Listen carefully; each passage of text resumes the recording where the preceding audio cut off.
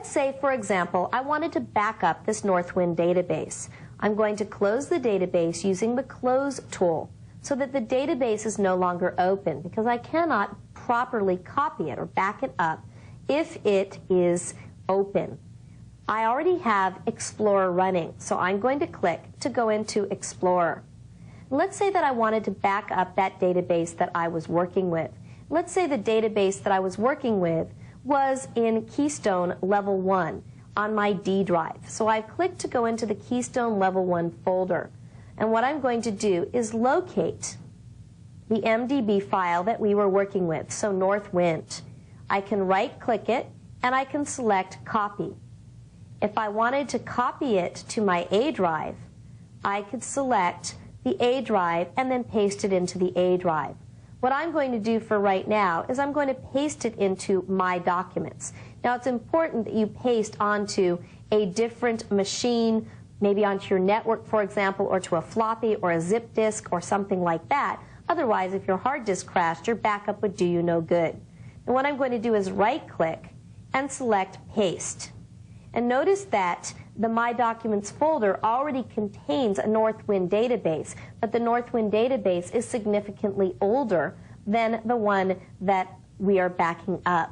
I'm going to opt to say yes. I am going to replace that Northwind database that was there, and now the copy of the database is in My Documents. If I wanted to restore, I could simply go the other way, copying this one, pasting back into my D drive into the Keystone Level 1 folder by right-clicking and selecting Paste.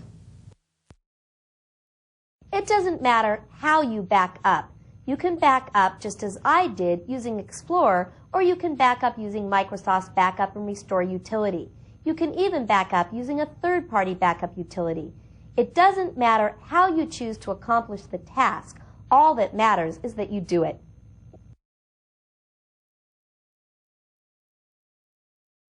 I'm going to go down to the taskbar, select Access, and I'm going to use the last 4 files list to reopen the file that I was working with, the Northwind database.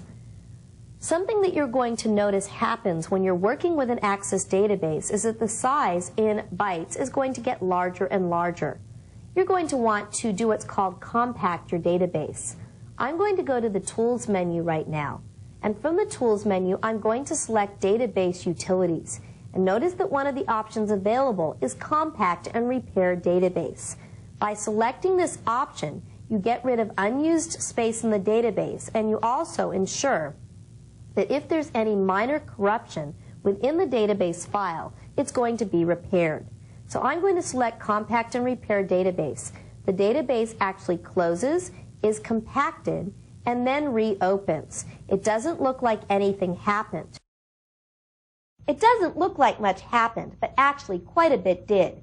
As you're working with your database on a daily basis, not only adding and deleting records, but also adding and deleting queries, forms, reports, macros, modules, and data access pages, Access does not reuse the space that the deleted objects occupied.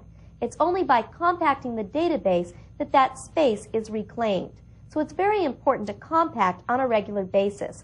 Furthermore, the process of compacting also includes the process of repairing in Access 2000.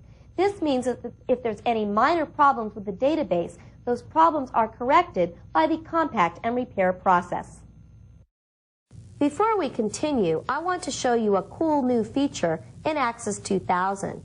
If you go to the Tools menu and select Options, there's an option under the General tab of the Options dialog.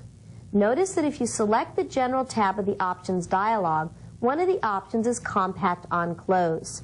If you select Compact on Close, each time the database is closed, if the database is capable of being open for exclusive use, meaning no one else is using it, the database will be compacted when it's closed.